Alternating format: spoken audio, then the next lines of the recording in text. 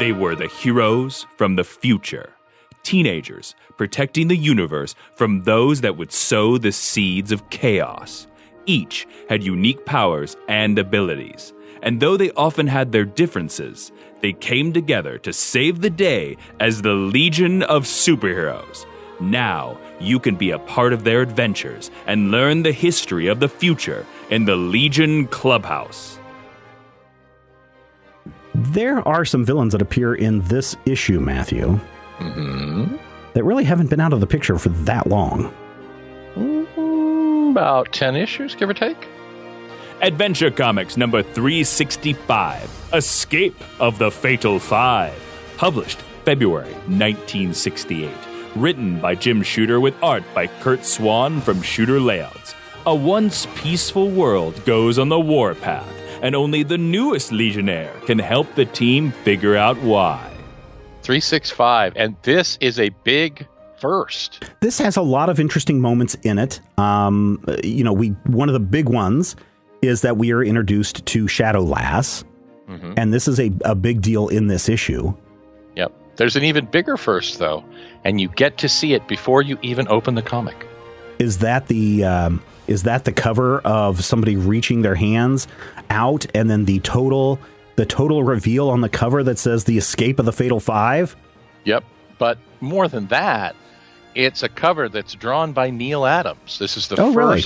Yeah, the first Neil Adams on a Legion adventure story. Neil Adams starts at DC in the summer of 67. This book came out in February of 68, essentially. And from probably 1967 to about 1972, 73, Neil Adams is the guy at DC for covers. Oh, yeah.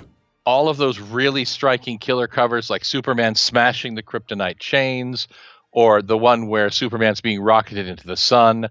There's a whole bunch of just amazing, dramatic covers. And this is kind of a point where it's a changing of the guard, because until now, your big cover moments were all Kurt Swan. Yeah, and which I wonder... Swan's over on Superman doing the Superman thing, and now Neil's the big cover guy. I wonder if there was ever any animosity between Swan and Neil. I would doubt it. I mean, Swan is very old school. Even at this point, Kurt Swan has probably been drawing for 10 or 15 years. So I still believe that in 1968, we're seeing a big changing of the guard. And we talked about that with a few issues ago, the loss of a bunch of editors and writers at DC in 66, 67. But we're still at a point where this is a professional gig. We are not fans. We're here to draw a comic, get it done well, and get it done on time. And whatever Murray says, we're going to put in that freaking comic. And I feel like this is just the point where the beginning of Neil Adams' era is the end of the Silver Age for me. This is really where we start seeing Silver Age bleed into Bronze Age stories, the relevant stories. Right, where things start to get a little grimmer, a little darker. Right. And that's pretty... Speedy is a junkie. Yeah. Green Lantern and Green Arrow do their hard-traveling hero stuff. Both of those books drawn by Neil Adams. You know, you get that transition into relevance, and we see it even in these pages. Oh, yeah. I mean, we see it in the very first page where we have the very peaceful society of Talok 8. And in the matter of 6 months, they turn into a war race, complete with anti-Tron bombs, because even in the 1968, people are not fans of Tron. Tron is a great flick. Tron anti-Tron bombs. Nobody likes Tron. Amazing. It's probably the best that Jeff Bridges has ever done.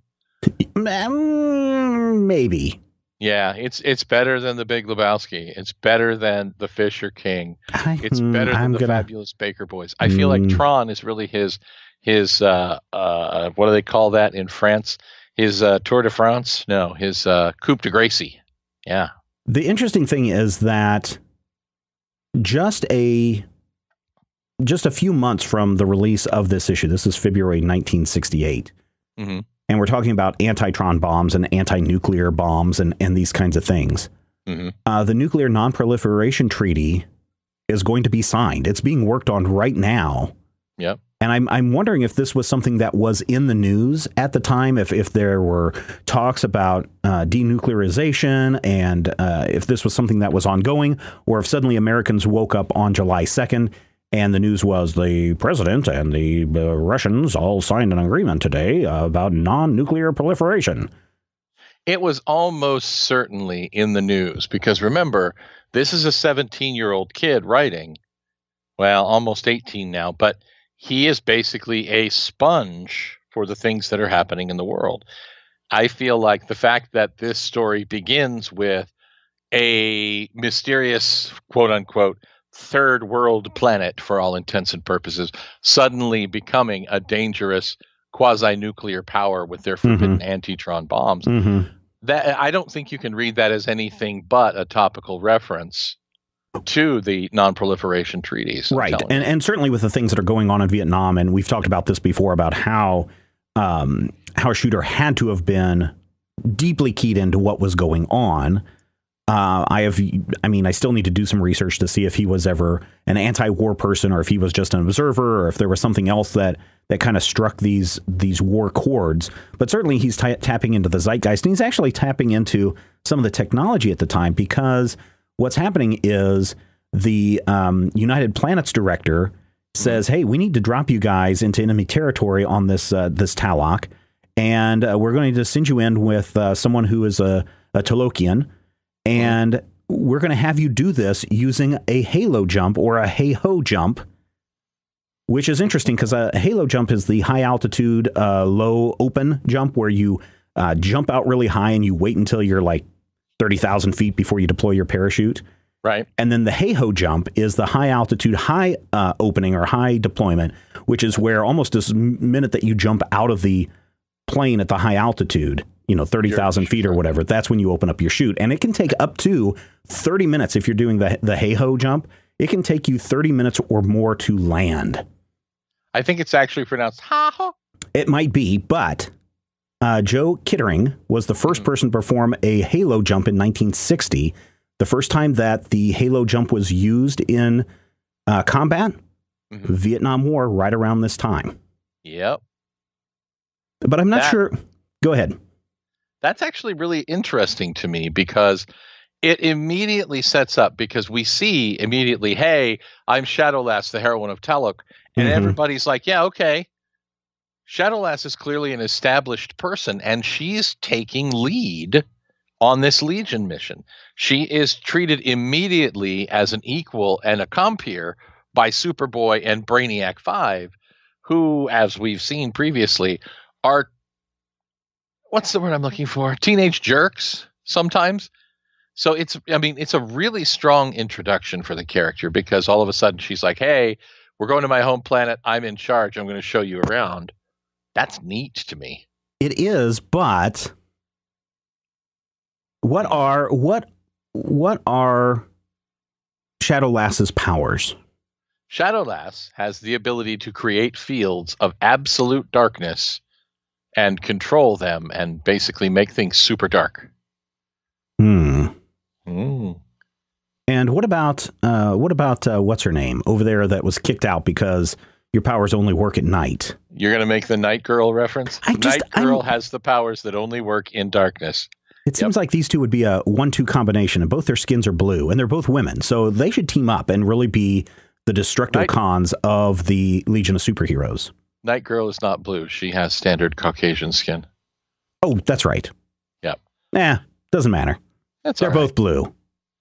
And I definitely see that. But at this point, we're dealing with this is a guest player. She's not a Legionnaire. She's brought in as a Talokian, observer. And they're being dropped into what's essentially a war zone with a native person to keep them safe. And which it also all has a lot of, there's really real world parallels in there. Yeah, not only is this real world parallels of let us get Viet Cong to work on our side, but this could also go as far back as Lewis and Clark expedition, where we have a Native American who's going to be our guide through this harsh climate and these territories. Yep. And what's interesting about the introduction of Sacagawea Lass is that this is not actually the first time we've seen her. This is chronologically her first appearance. This is the first time that she appears, but you remember that Future Legion story about 10 issues ago Mm-hmm. Adventure 354, you remember the cover that had Chemical King Right. and Shadow Woman Mm-hmm. as deceased members of the Legion in the future? Mm-hmm. Shadow Woman is very much wearing the same costume as Shadow Lass. The only difference is she is painted on that cover. She's drawn with the standard Caucasian skin tone, that pink skin. So I believe that what we saw in that Legion tale was because, I don't know if you know this about Chemical King, he also appears later. What? Yeah, we saw a future story that actually gave us a sneak peek, if you will, of the coming Legionnaires, and one of them was Shadow Lass, who was in that story grown up to be Shadow Woman. Mm-hmm. So this is chronologically her first appearance, but we've actually seen her before. There are some interesting things that are happening in that as they continue to try to approach this city to find out what's going on, the capital city, as I'm guessing, something keeps blocking their way. It's like, how did this wall get built overnight? Or why is it so hot? Why did we have to cross through the desert? Or here's an oasis where there's not supposed to be one. And we keep cutting back and forth to a guy that looks like a Telosian from Star Trek talking to some mysterious figures who we kind of know by the cover. Way to go, cover. Well, that the Fatal Five are back. The thing that I really love is that he keeps referring to the master, and I hear his dialogue as Torko. Eat and drink well. Only the master science could create an oasis overnight. He wants you healthy. Hold on, because I'm about ready to blow your mind. Okay. That's interesting that you bring up Manos, The Hands of Fate, Matthew, because Jim Shooter may have actually seen that movie. It came out November 15th, 1966. Whoa. That sound you heard was Matthew's mind being blown. So once they finally get to the city, and there's some, just some weirdness. I think that it actually kind of feels like page filler. We want to torture the Legion of superheroes, but we also want to make sure that they're rested and well fed by the time that they get here. Mm-hmm. By the time they get to the city, though, Shadow Lass is like, hey, put on these rags, put on this stuff, and just talk gibberish, and everyone's going to think that you're from the mountains. Dang, I tell you, you can talocate, man, like it there and nowhere, as I said.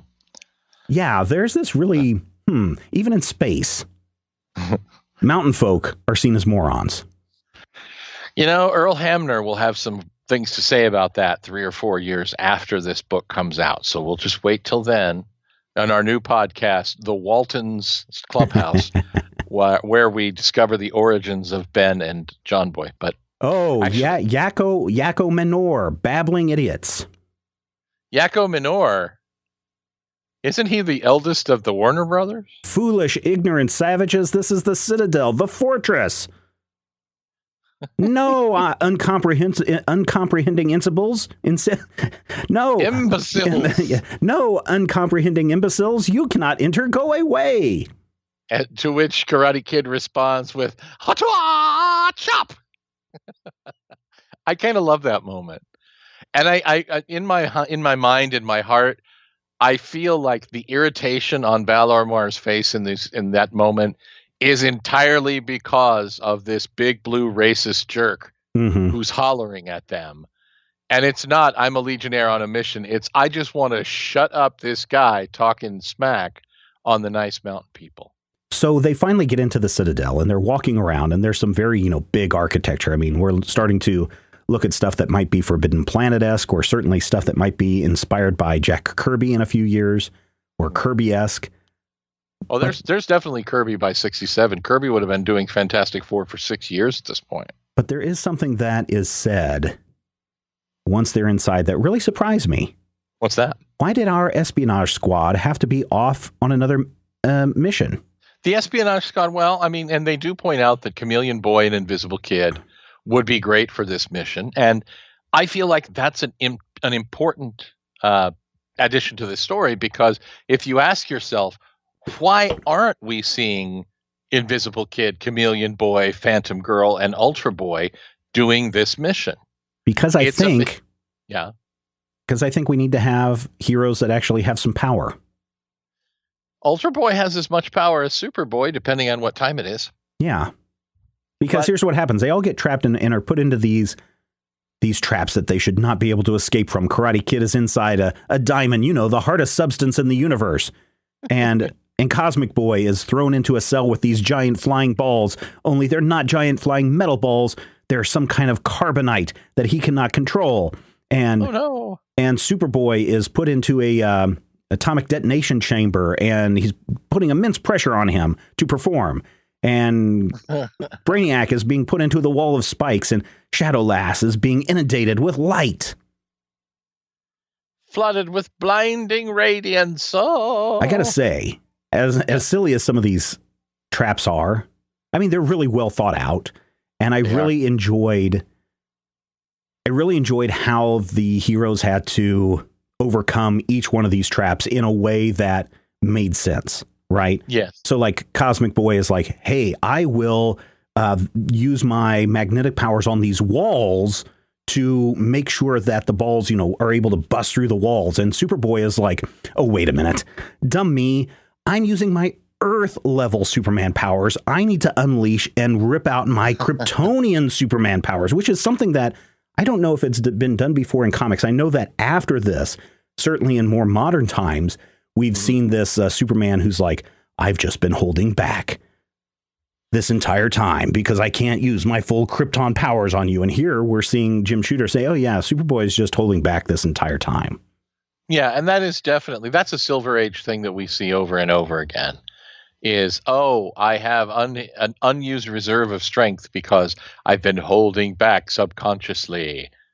Yeah. So that is a great moment. And it's a great panel when Superboy busts out. I mean, just whoom.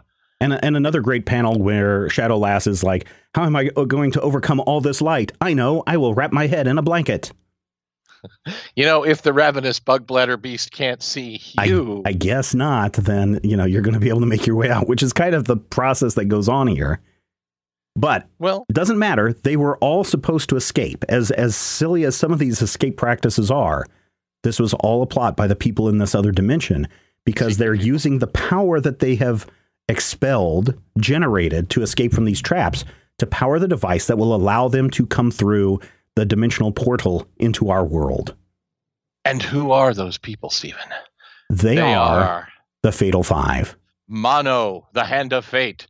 Validus, the mutant future child. The Emerald Empress, who has cleavage when she shouldn't. Tharok, who burned off half his body. And the Troll from the Reddit. No, wait. No, that's the Persuader. But the Persuader's mask just looks like a big smiling troll face in this issue. Well, I think trolls I mean, where it's like, I think the trolls on Reddit are trying to persuade you. They just lack the atomic axe and therefore blame all of their woes on other people. Well, you know what they say, ask me no questions. But then once they break out of the fifth dimension, and by the way, Validus has a nose this issue. Yes.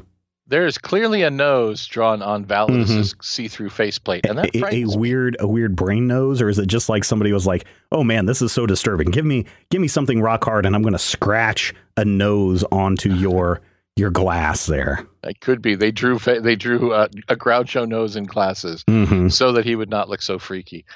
But then we get a 3-page explanation, or excuse me, forgive me, a 2-page explanation by Tharok. Tharok really just sounds like a name of a heavy metal filk band. Reminds me of our days in college. Tharok of Fort Hays State. He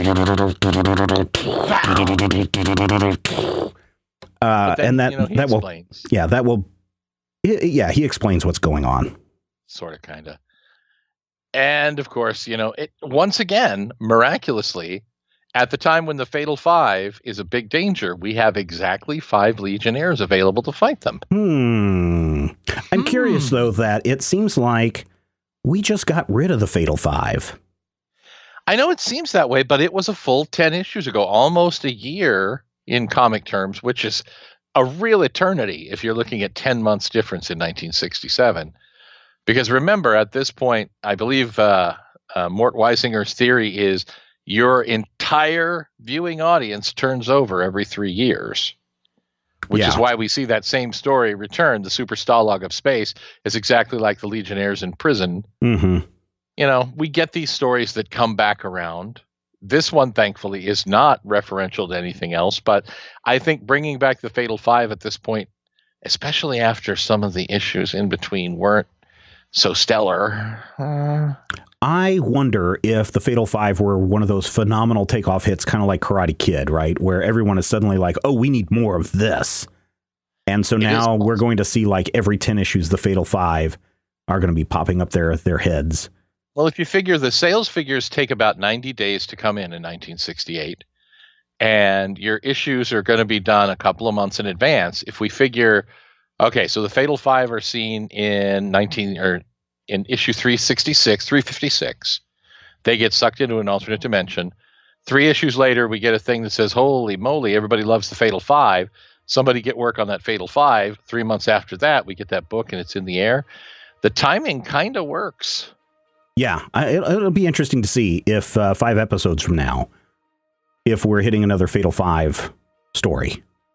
Well, the Legionnaires have to live first because this issue ends with them being attacked by the entire army of Talok 8 and their shields with Ultron on them.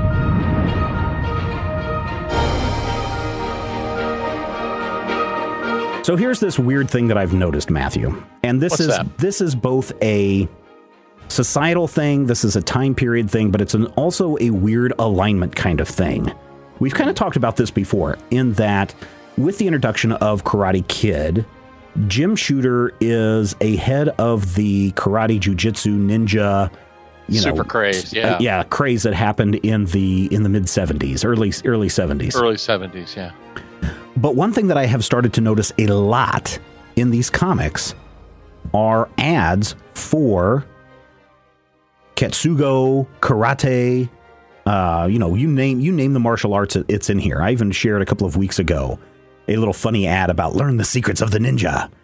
And it's really weird that since the introduction of Karate Kid into the comics, we are also seeing, this is not causation, this is just correlation of an increase in ads for the martial arts as we see Karate Kid getting more and more playtime inside the comics. I would argue that those two things are, in fact, both derived from something else. I think what we're really seeing here is the beginning of that wave of awareness of Eastern martial arts and it becoming the hip new thing. Because this is 1967. Bruce Lee becomes a huge deal, probably 68 to 70. He'd done the Green Hornet in 66, and that really started pushing things. But Bruce Lee is a huge deal from 1970 to about 1975, 6, in that neighborhood. So I think what we're actually seeing is the introduction of Karate Kid is a 17-year-old kid with his pulse on the trends of the hip new deal. And then we are also seeing, just wait till we get to the ads for the secrets of Dim Mak, the Chinese death touch. Oh no. I just found that interesting, and it's something that one of the nice things going back and reading the individual issues that include all of the ads is you get to see some of the kind of awesome and sometimes the somewhat questionable and sometimes the very, how about that kind of moments in comics. You get the Get Smart motoring model kit. Yes. Yeah.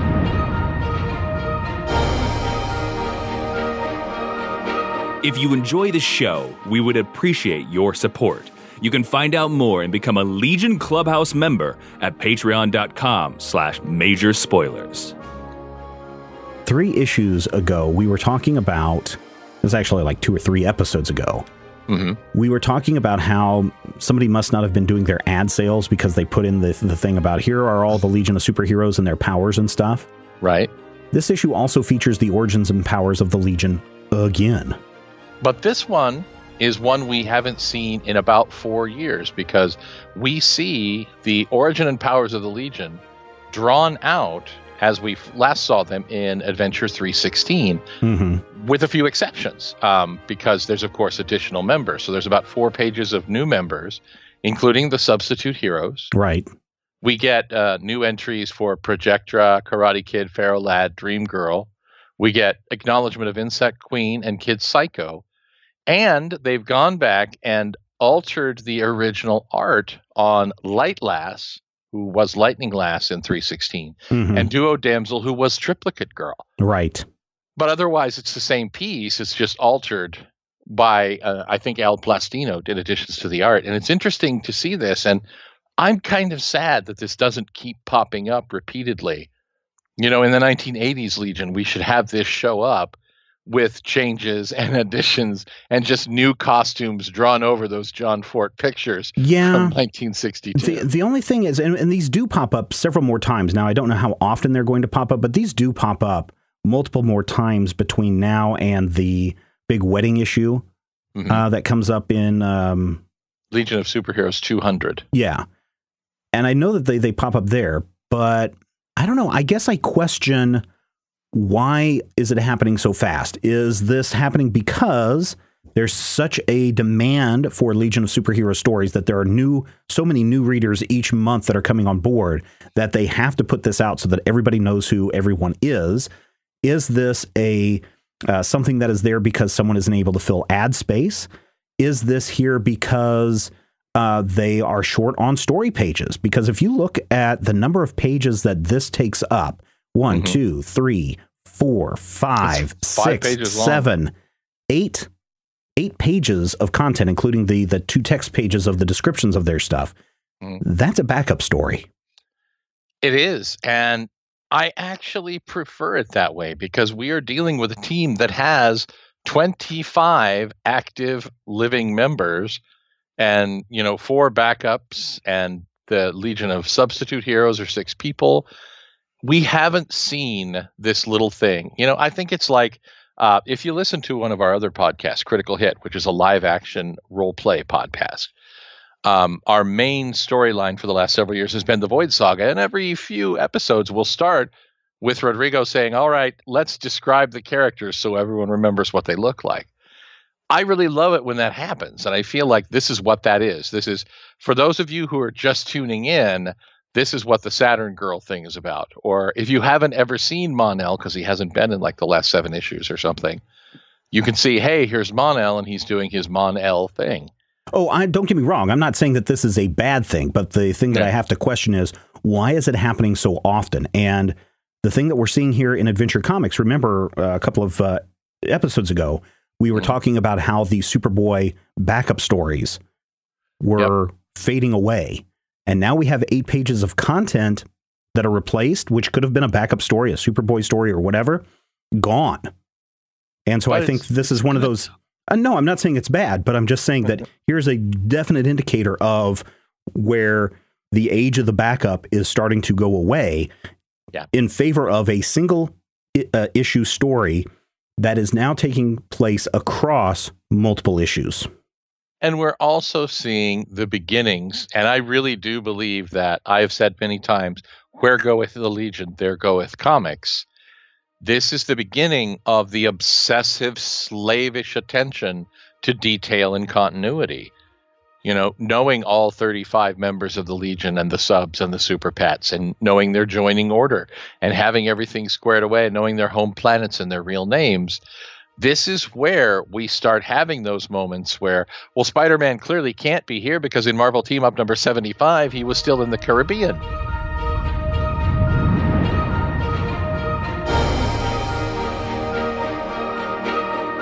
Adventure Comics number 366, Battle for the Championship of the Universe.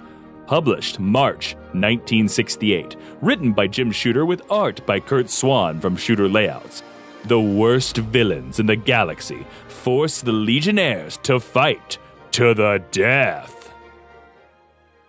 I am really liking these multi-part Shooter stories. Again, and I've talked about the reason why. It's because somebody has figured out if we have multi-part stories, it gets readers coming back month after month after month to get what's going on. Up until, even now, we are getting 2-part stories. And I don't know if they're testing the waters at this point to see how far they can push it, but I'm really waiting for that moment where we get a 3-issue or a 4-issue arc just to see how far they can push keeping people coming around for the serialized stories, because we don't have serialized stories that often in the Legion Adventure Comics stuff up until Shooter's run. Yeah, I think we're officially at a point where the two-parter is definitely not only just a thing, but successful. The two-parter is not something that you do every once in a while to say, hey, here's a neat change of pace. It is an important part of Legion history, and I think that the two-parter is here to stay. We're going to transition into all multi-part stories before long. Yeah, and that's what I'm waiting for. I'm waiting for that moment where it's just like, oh, okay, this is such a success. We have to do this all the time. Yep. And in this story, as this issue begins, we see them fighting off the Talokians and winning and realizing that they were just mind controlled and realizing that the Fatal Five are behind all this. The Fatal Five have escaped to Earth to Metropolis, which I guess I knew that Metropolis was the capital of the United Planets, but I don't think it was ever spelled out. Speaking of spelling, is it capital C-A-P-I-T-A-L or is it C-A-P-I-T-O-L? Because we get both of those in the same page in this issue. Capital, C-A-P-I-T-O-L, is what they mean to say. Yeah, they use both of the spellings on the same page in this issue. Well, and the harder part to me is, how does that even work? How does one city on one planet get to be the capital of the entire UP? I mean, you look at Star Trek with the United Federation of Planets; their headquarters are in San Francisco. Well, yeah, and I get it. You know, it's a human-centric storyline, and we're going to have basically human people in it. But from a logistical standpoint, how far away are these planets? We know they're not in the same solar system. Well, Saturn is. Well, okay, Saturn is. But shut up. She's not actually from Saturn. She's from Titan. So I didn't even think about that in my brain. Okay, I'll allow it. All right, but yeah, it seems like it's a little odd to me. I don't know. I just was surprised that it was Metropolis. But then, when you think about it, it's like, oh no, what other city on Earth would it be except for the place where Superboy comes from? Because this all started in Superman comics. Right. Why not just make Metropolis the center of the universe? And we have seen that Metropolis has basically taken over the eastern seaboard. Yes, it's Mega City 1. Gotham City has been established as now part of Metropolis. I don't remember if it's in this issue or an upcoming issue. I think next issue, perhaps, we see that Smallville is officially part of Metropolis. Oh, really? Okay. Yeah. So Earth is just one giant city. Well, remember, Smallville wasn't in Kansas until 1977. Right. It was in Pennsylvania. We've talked about that before. Pennsylvania, Delaware, somewhere up there. So yeah, Pennsylvania, and then it went to Ohio, and then some other places. So yeah. So the Fatal Five are on Earth because they are going to take over the entire United Planets. Because not only do they have the capital seat, but they also have two of the three keys needed to control the United Planets defense system. The UPDS, if you will. Yeah, they can control every defensive weapon ever on every planet in the United Planets. And all they have to do is get the third key hidden in the Legion of Superheroes headquarters. Ah, that's a great place to hide it. One, of course, was at the United Planets headquarters. The other was at the United Planets Police Department.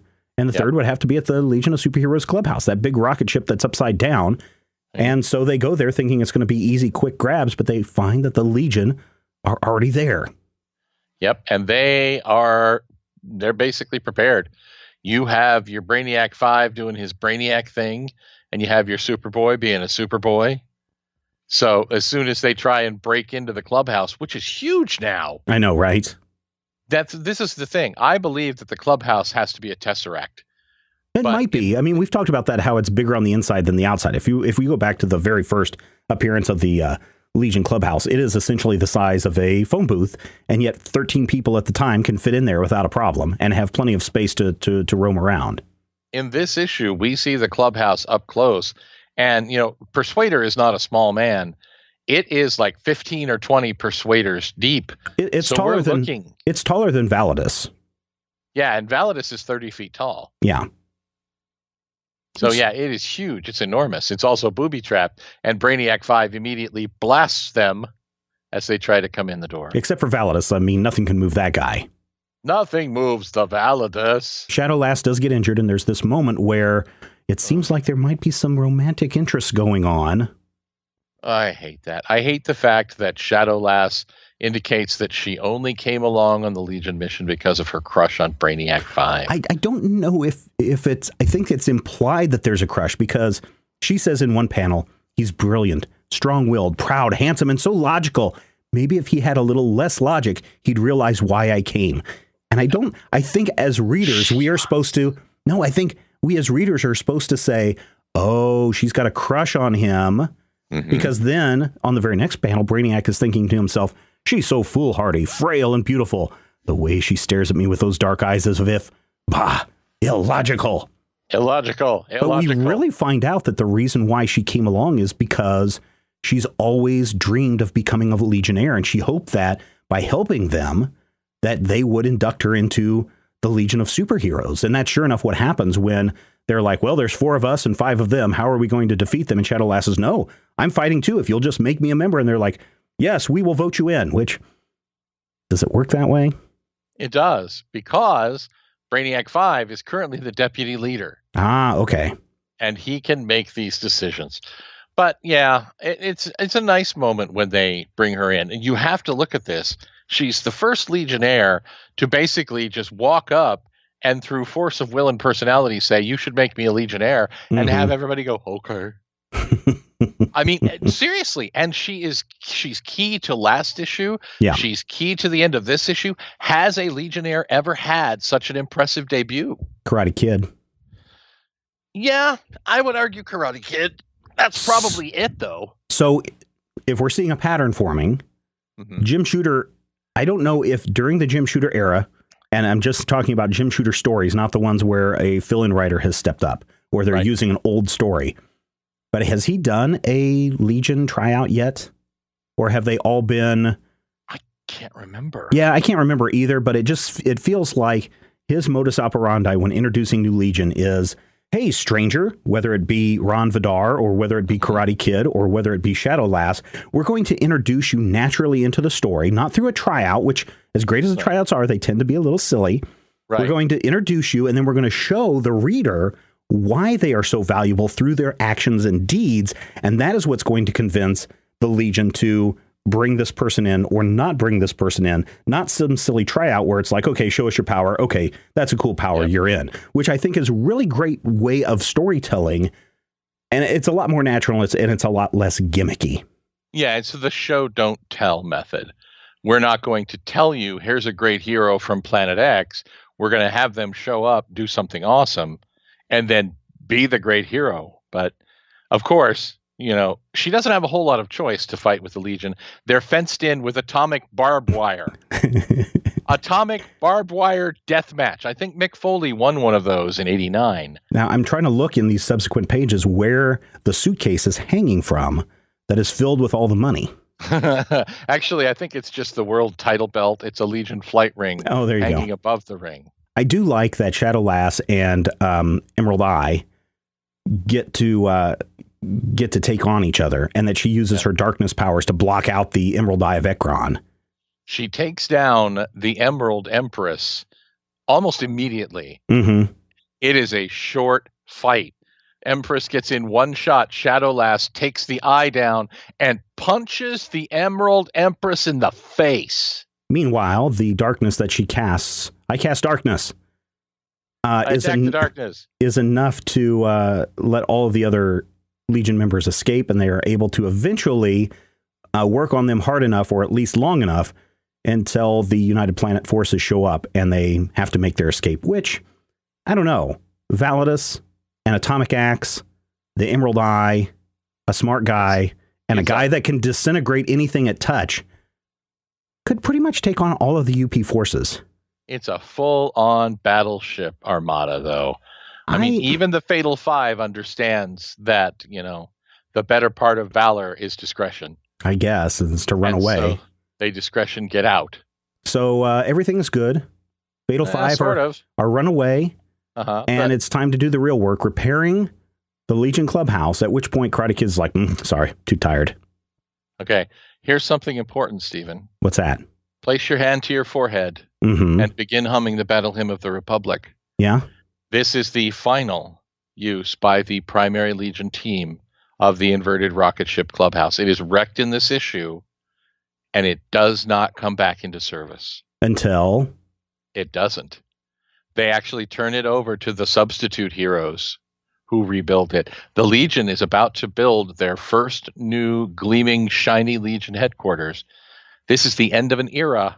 Aww. The last Legion Clubhouse. So, I get upset when a certain creator would come in and just undo everything that the originator of the Legion of Superheroes would do. I'm kind of okay with Shooter making these changes because they seem like natural changes, right? As opposed they're to organic to the story, and they're motivated. Yeah, it's just like, I don't like that. I'm going to make Supergirl do this because that's what Supergirl would do, or I'm going to make all the girls disappear because I don't like girls. So there you go. And then Shooter just comes in. He's like, hey, look, this Legion Clubhouse, it's of an older age, and I'm going to update this, and here's a way it's going to happen in this story, and all these things are going on. It makes sense, but I don't think we're going to see that Legion Clubhouse at least for 2 more issues. I want to say, no, 1 more issue. We'll see the new Legion Clubhouse, and it looks pretty cool. It does. And, something else that's interesting. We talked about this a couple of issues ago, actually a couple of episodes ago, back when we were talking about the future and the racial makeup of the future, and how somebody wrote in and said, hey, why are there no, I don't want to seem like I'm prejudiced or nothing. Why are there no, and he used the phrase Negroes because it's 1967, in the 30th century. And the response from the editor was, look for our new Legionnaire. The new Legionnaire will surprise you. And the reason why, and this is actually, I checked this out, and this checks out. The Legionnaire, the Bits of Legionnaire business column that occasionally appears, actually never had the character of Shadow Lass in it. But Shadow Lass was pitched by a couple of fans as an African-American hero. Oh, really? Okay. And her backstory was that she came from the planet where all of the African Americans, and actually all the black people on Earth, because they weren't all Americans, moved, and that's why they never showed up in the stories. And she was supposed to come back to Earth and the Legion, and she was supposed to be super angry and basically separatist. And if any of this sounds familiar, it's because a big part of this ends up being very similar to what we see with Tyrock, the first actual black Legion of Superheroes member a few years from now. But yeah, like 5 or 6 years from now? Actually, more like 10. Oh, my goodness, 10 Tyrock years. bows in 76. But this is interesting. Shadow Lass was designed by her creators to be a black character. And in so far, she has had 2 different skin colors in these Legion stories, and neither of them are that. But it's interesting to just look at this and see that little moment from the editor where he's like, our next new Legionnaire will surprise you. We talked about, Shooter wanting to have Pharaoh Lad under the mask. Right. And again, it feels like they've come to a natural point where they could introduce, they could perfectly easily introduce a Legionnaire with black skin. And again, they kind of dodge it. And I understand it's 1968. Night of the Living Dead won't even play south of the Mason-Dixon line in 1978. But yeah, and to be honest, and we see this not only in comic books, because the big issue in comic books, and we'll definitely talk about this again with Tyrock, but putting a black character in your book was almost certain death for a comic, because if you couldn't sell it in half of the states, then you were going to lose money on that endeavor. And there's a lot of discussion about movies that were coming out between 68 and 78 that there was a lot of pressure to have people of color take on important roles. But because of, the way stupid laws in the United States were at the time, studios couldn't risk losing a bunch of money because they wouldn't be able to distribute in the South. Right. And 1968 is the year of Kirk and Uhura's sort of kind of kiss in Plato's Stepchildren.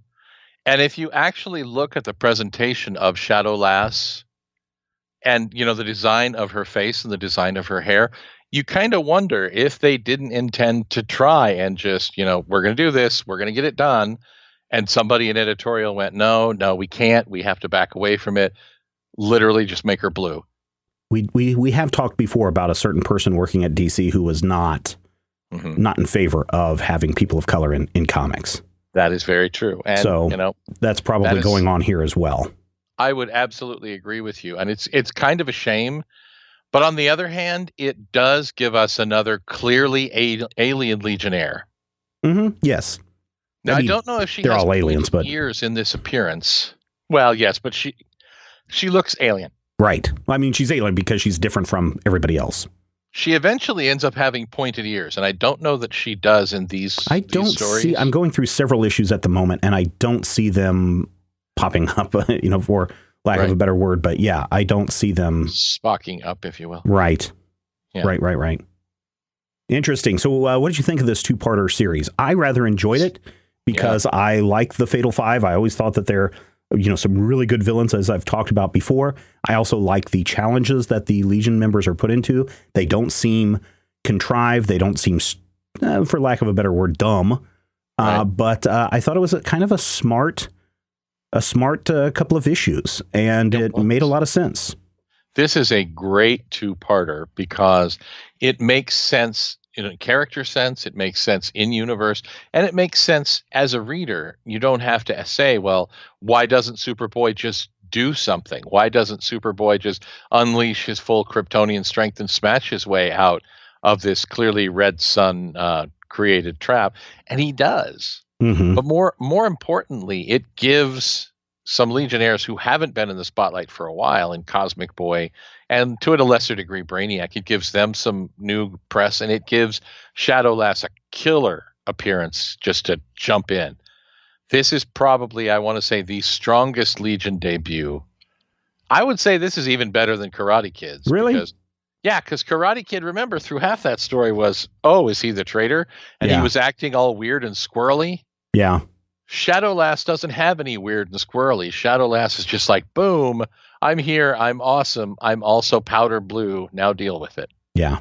Well, and she does come out right up to the front and say, I'm a heroine of my planet. I don't know what's going on with there. And the other thing that's really odd about her appearance is, hey, your planet is a war planet, and you're saying you're a hero from that planet? I mean, how do we trust you that you're just not another warmonger, another warhawk that they actually use in these two issues, the Warhawk phrase. Good point. Which I found also very interesting that they're super willing to accept just because she says, well, I'm a hero from that planet. Yep. Well, why have you not been addressing this? Or how do we know you're not with them, quote unquote, them? And I'll tell you what is the most impressive, and I think probably the biggest delineator of her toughness. In the final panel, when the Legionnaires are walking away with their legends pinned to their chest, their medals from the United Planets, hers is pinned right to her flesh. Ouch. None of that pinning through the shirt thing for Shadowlass. She's a tough cookie. Right into her skin. Yeah, she'll mess you up. We've come to the end of another Legion Clubhouse, and Matthew, what have we learned this week? We've learned that it may not be easy being green, but it's super awesome to be powder blue. I think we've also learned that anytime you're put in a trap that doesn't look like you can escape from, there's always an out if you put your mind to it. And I think most importantly, we've learned that if you trash the place, Karate Kid will not help you clean. That wraps it up for this issue. Thank you so much, everyone, for downloading and listening to this week's episode. We certainly enjoy putting this together and looking at the Legion of Superheroes through the lens of history. Of course, we also love your feedback at majorspoilers.com on the tweeter, or you can drop us an email, podcast at majorspoilers.com, or heck, give us some of those reviews over at the Apple Podcasts and a lot of other places. Of course, you can always keep this show going by heading over to patreon.com/majorspoilers, signing up and getting access to a bunch of other bonus content. So until next time, when we may see a new Legion of Superheroes Clubhouse, I'm in anticipation, lad. And I'm Bagpipe Boy. The Legion Clubhouse is a production of Major Spoilers Entertainment, LLC, and is produced by Steven Schleicher. Your hosts were Matthew Peterson and Steven Schleicher. You can follow Matthew at Mighty King Cobra and Steven at Major Spoilers. You can follow this podcast on Twitter at Legion Clubhouse. If you have questions or comments, send them to podcast@majorspoilers.com. I'm Jason Inman. Until next time, Eat it, Grandpa.